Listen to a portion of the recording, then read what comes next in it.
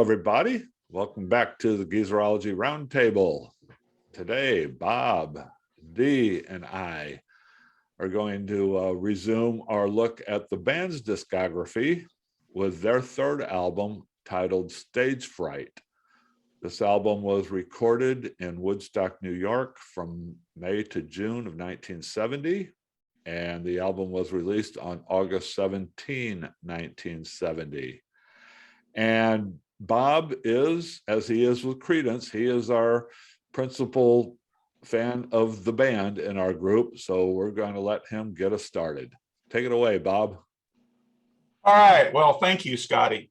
So to get started, I have to do a little confession thing. I had not listened to this album probably for decades. I was familiar with some of the songs on it, Stage Fright, the title song, W.S. Wolcott Medicine Show, primarily because they were both on the Rock of Ages live album that the band did. And then one of those songs, was on The Last Waltz. So the album really kind of fell out of my rotation. And of the first three band albums, the second one, The Band, was the one that I still listen to regularly today. So in anticipation of doing this show, I went back and over the last week or so have really dug into this album, listened to it a bunch and researched a lot. And I have to say, my opinion of this album has changed dramatically. I think this album is almost a masterpiece now. And I know back in the day when the young me didn't really appreciate this album as much as I probably should have or could have. But after listening to it now, like I said earlier, I just said my opinion has totally changed. And ironically, this was the group's best-selling studio album. But if you ask somebody, hey, what about the band? They're going to think of Music from Big Pink or the second album, probably before this one. And I was in that same category.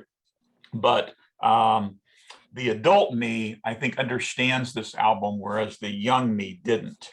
And it was a departure from their previous album, which was huge into the Americana. And this is a much more personal album. It's a darker album. It really kind of mirrors the beginning of the end for this band.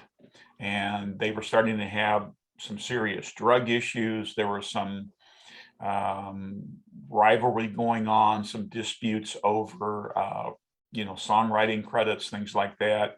And then they had problems recording it because of substance abuse and things like that. So it really kind of marks the beginning of the end for the band.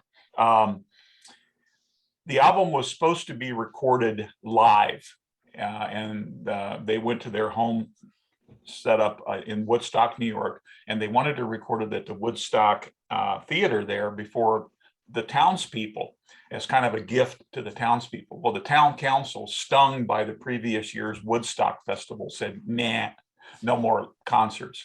So they recorded in the theater privately with no one else there. They brought in a very young Todd Rundgren to be their engineer. So there's a difference in sound on this album from what you got on the first two.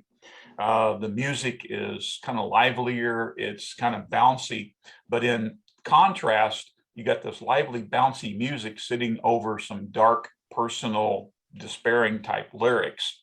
And I get the feeling that they went in with the idea of making a lively album, but then as the songwriting evolved, things kind of got dark. So there's a juxtaposition there that's kind of different. I want to go through a few of the more prominent songs on the album. The title, Stage Fright. This is Robbie Robertson writing about his actual stage fright, the fears that he had when they debuted at the Winterland, and gets into his fears of performing in front of an audience. There are some people who think that the song was actually written about Bob Dylan, but Robertson says that he wrote it about himself. And so let's look at lyrics from the song. Now, if he says he's afraid, take him at his word. So this is Robertson admitting, yeah, I had stage fright. The Shape I'm In was a song written for and about Richard Manuel. And Manuel, sadly, in 1986, committed suicide while on tour with a reunited band. And during the recording of this thing, Manuel had developed a serious alcohol abuse problem, and he got addicted to a French liqueur called Grand Marinier. And the reporting is he would put away as much as 8 bottles of this stuff a day. And that when he moved out of his California home in the late 1970s, he left behind like 2,000 empty bottles of this stuff. And so, like I say, Danko was originally supposed to have sung this song, but during rehearsals, they determined that Rick Danko's voice suited the song better. So Danko is actually singing it. So the some sample lyrics from this song: out of 9 lives, I spent 7. Now, how in the world do you get to heaven? You know, and again, this is a very upbeat music, but kind of dark lyrics. Daniel and the Sacred Harp is a song that I misunderstood for a long time. And the young me kept trying to look for some kind of biblical or religious reference in this song.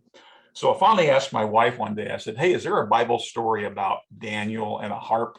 You know, because she's my biblical expert. And she's like, no, maybe you're thinking of David. And I went, okay, whatever. But after researching, I learned that it's actually a song about the insecurities of being a musician, and kind of shades of Robert Johnson's Crossroads, about a musician selling, you know, his soul out for success. And again, sample lyrics: the moment of truth is right at hand, just one more nightmare you can stand. All La Glory is a very tender song that Robertson wrote about his daughter. W.S. Walcott Medicine Show is kind of a nod back to the Americana stuff that they did so prevalently in their second album. And the song is based on Levon Helm, drummer, his remembrances of actually seeing one of these medicine shows back from his small rural Arkansas town. And like I say, that's a touch of the Americana they were so well known for. Sleeping is a very poignant song. It's sung by Richard Manuel, and it's one of only 2 songs on the album that Manuel had co-writing credit on, and which was kind of a step back for him. It's a lament about the life we choose, and almost foresees or foreshadows Manuel's eventual suicide with these lines: the storm is past, there is peace at last, I'll spend my whole life sleeping. And Robertson said that he actually wrote the song about heroin use that had popped up in the band. Just Another Whistle Stop. This is the second song that was co-penned by Manuel. And in the song, you have a carnival pitchman who's offering a trip away from danger, you know, aboard a glory-bound train. The Rumor was written after talk began circulating in the small town there of Woodstock about hard drug usage that was popping up amongst members of the band. As I mentioned earlier, the album was engineered by Todd Rundgren, but then the album was re-engineered by Glenn Johns in London. And apparently to this date, it's still uncertain just whose engineering work actually is on the album, whether it's one or the other, or maybe a mixture of both. And on the 50th anniversary issue, I think Robertson went back and re-engineered the album. So, you know, there was some stuff there. And then we're also talk about that the guys in the band didn't like working with Rundgren. Rundgren disputes that, you know, so anyway, there's some dispute going on there. Like I said earlier, the album is a very personal album. It's a departure from especially the themes that were in that second album. And the irony here is, despite it being their best-selling album, people had some discomfort with the fact that it was so different than what preceded it. And I think that this wasn't in my serious rotation because young me couldn't really understand some of these themes. And we're blessed today with this wonderful thing called the internet, where you can just go on and, you know, have access to reams of information.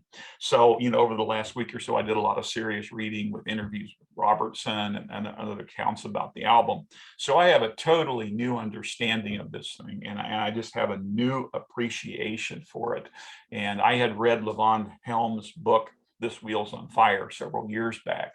And I now remember some of the things that he talked about in his book about the making of this album. And he does admit, he was getting into heroin and he was having some disputes with Robertson over song credits and stuff. So apparently some members of the band really took a step back from songwriting. So there's more, Robertson has more solo credits for the songs on this album than previously. So there is some thought that it wasn't as much of a collaborative effort as it was more Robertson just pushing out his ideas and his thoughts and his perceptions. But anyway, I really have a new appreciation for this thing, and I think it's a great album. New appreciation for it, and I recommend that you really get into it. I think it's a great album. Dee, before I turn it over to you, let me make one little minor correction here. I'll get to you. Bob, your dyslexia came through there. That's surprising. When you said the liquor is Grand Marnier, it's Grand, and it's French is Grand Marnier. Okay. Marnier, right? I anglicized. What a French pronunciation. Okay. So much for what I learned in high school French. Dee, tell me about Stage Fright. As far as, Stage Fright is the only band album that I ever purchased, and it was about probably maybe close to a year after it was released. And the reason I wanted to listen to it was, one, there was a lot of, press and in the leading music publications at the time that you've got to listen to the band. You've got their standalone. They're distinctive group. They're not like anybody else. And my association with them goes back to their first album primarily with their song off the Easy Rider soundtrack and The Night They Drove Old Dixie Down.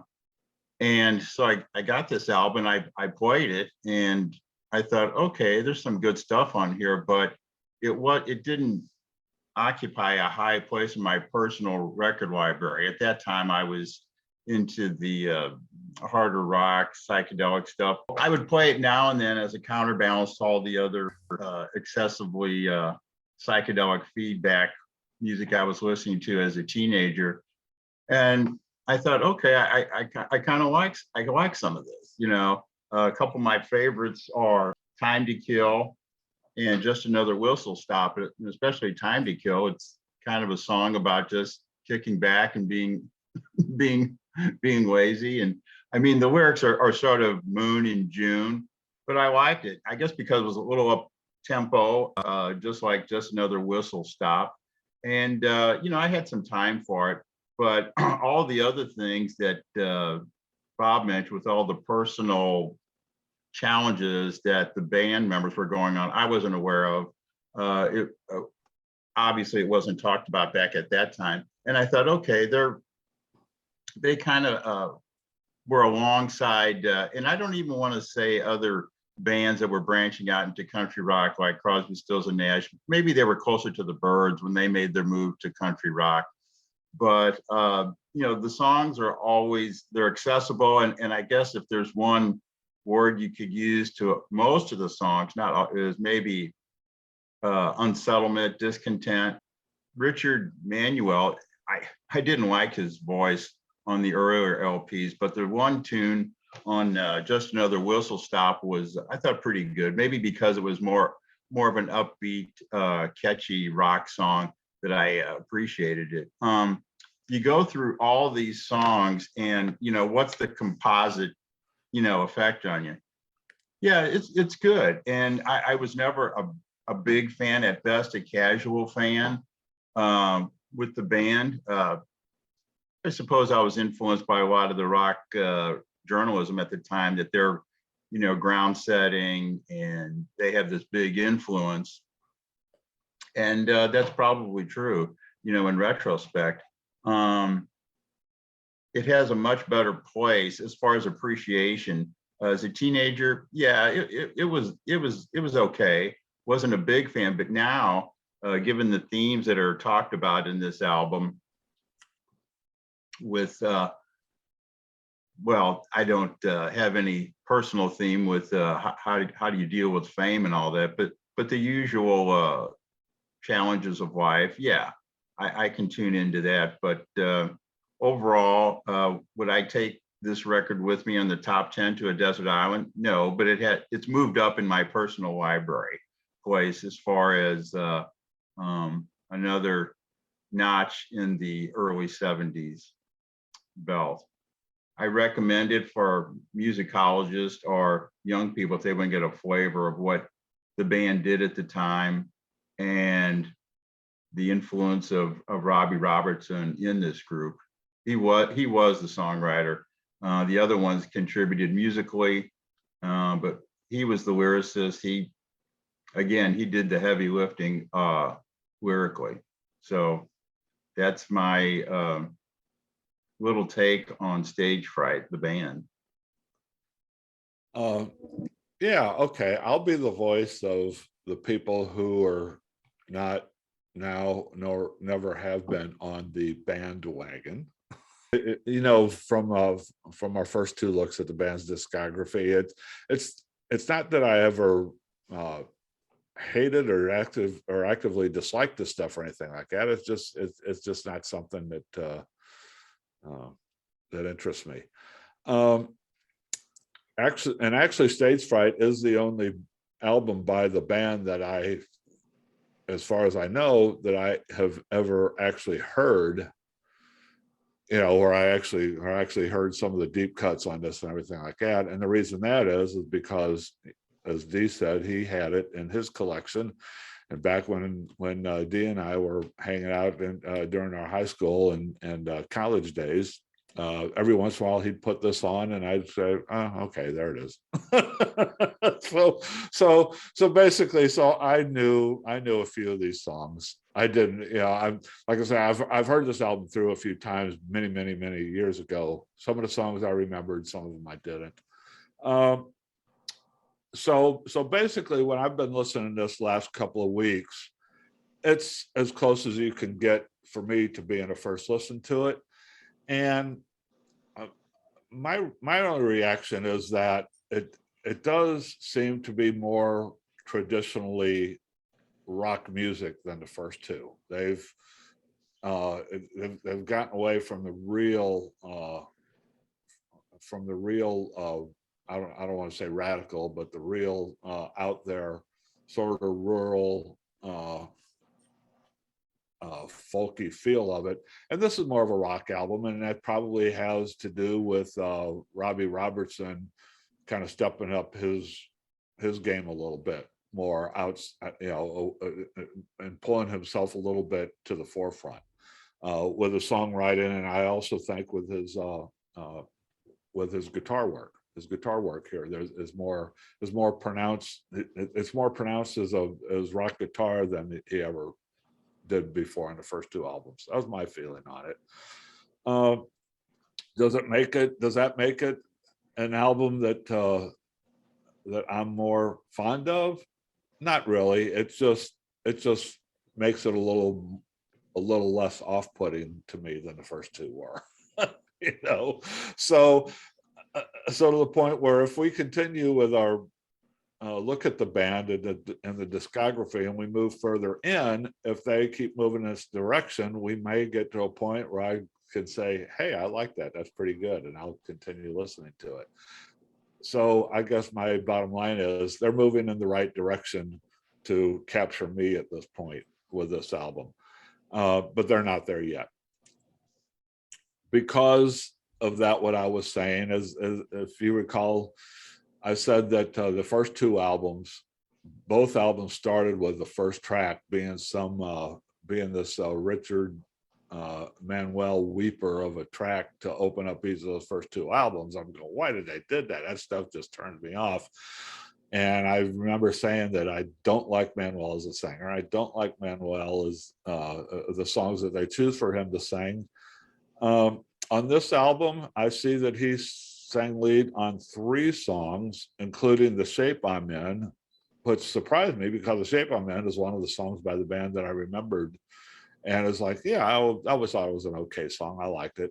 So now we have three Richard Manuel sung songs that that I wasn't totally off put by. You know, they were okay. You know, The Shape I'm In is actually one of my favorite songs here.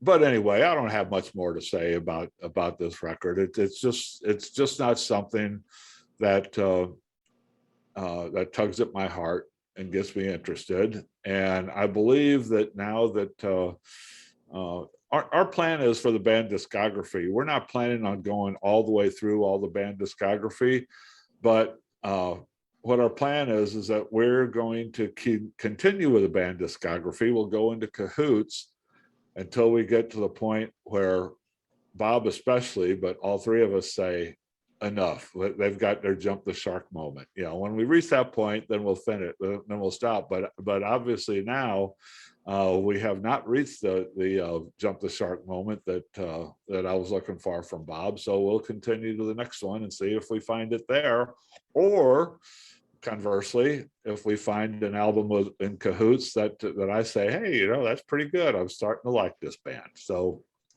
there you go. That's what we're going to get into in the future on this.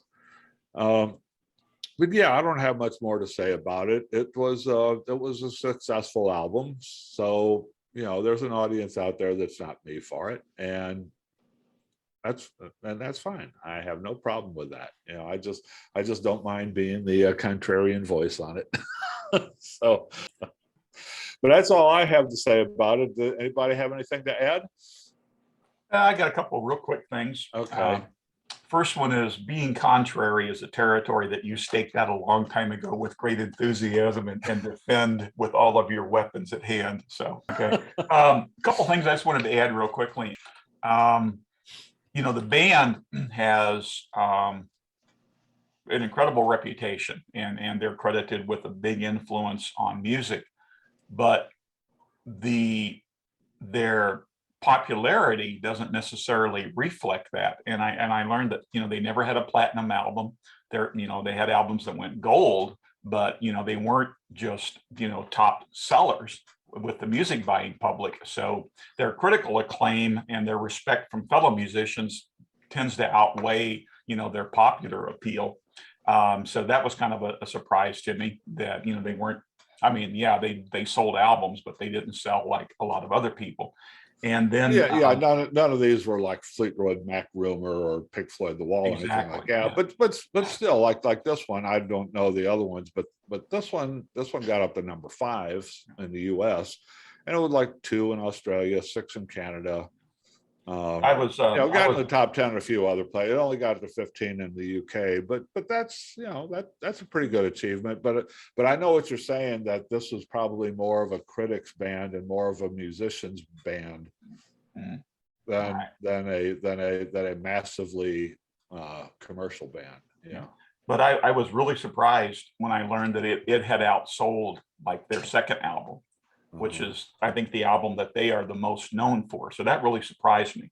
I noticed that Richard Manuel, his singing style, I think, is a little bit different on this album. He's not touching on that high falsetto stuff as much, you know, as he did on some others, which may be why you kind of, you know, it definitely is, because when I was listening to this album, I was kind of waiting for it to happen, and it never happened. And then I went back and checked the credits to see who's singing lead vocals. I'm going, oh, that was Richard Manuel singing that song. That was yeah.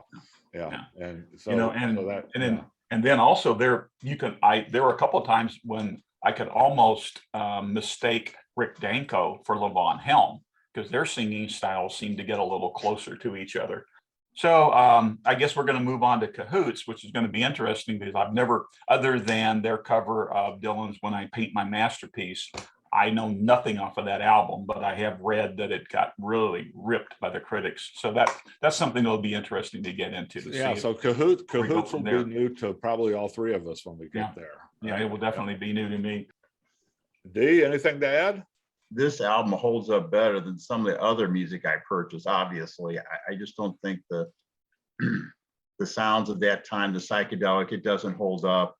You know, other unless you're just a hardcore fan of, I don't know, things like Black Sabbath. But I think this music would hold up for somebody, even if they were a country rock fan. I think they could still access this album and the themes on it. But it's one of those albums though that it doesn't get a lot of personal heavy play. You know, it was many years since I came back to this, but it definitely has its place in my library, but I just don't play it that much. If that scene makes sense. I don't know if I was influenced by record reviewers or not, but I'm glad I've got it in there, and I always think it's worth going back to represent the era. I mean, I don't, as Bob said, I think Bob said it was he considers it an excellent album, and I don't think there's a weak song on the album, but you know, for me, the one off-putting part was never the music, it was the vocals, but they didn't grate on me on this album. I thought they were more accessible. It's definitely, of the three that we've gone through so far, the music from Big Pink, the second album, which called The Band, and this one is the third one. This definitely is closer to the center on the rock spectrum, right? Yeah. So that said, I mean, you know, if you're like me and never have paid attention to the band, but if you have a curiosity about it, because this is a little closer to the center and not quite as out there as some of the other ones, this might be the place. This might be the first place to go. If you want to know what the band's all about, want to listen to it, this might be the first place to go to, you know, to digest it. And then if you like it, you know, if you want to see what more they do, then you can kind of go backwards where it goes a little left of center, so to speak, right? Well, thanks everybody. Thanks for listening to us. We'll be back next week with another roundtable. Next week, we're going to take a look at the first album by the Traveling Wilburys, which came out in sort of the middle or late 80s. And this Friday, I will have a review of the new Midnight Oil album, Resist. That's coming up. And in the future, for April, we have planned to look at Bryan Adams' new album, which Bob's going to do. We're going to return to the Doors and do Other Voices, the first album after Morrison died. We're going to get to another Joe Cocker album. We're going to look at a few other things. We have a review of Procol Harum's live album coming up later in the month. So thanks for listening, everybody. Join us again. We'll talk to you later. So long. Take care. Over out.